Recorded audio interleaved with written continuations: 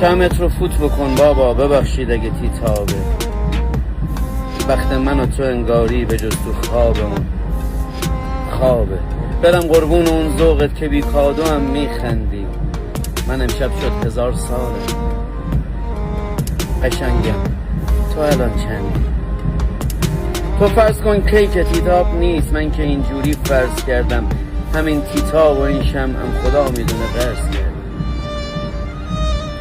دنیا رو واسه تو میخوام، جیب خالیم نمیذاره.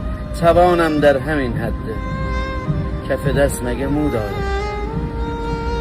بابات هر کاری کردم و ازش بر نیومد کاری. آخه تو دوره ماها تورم بود و بیکاری.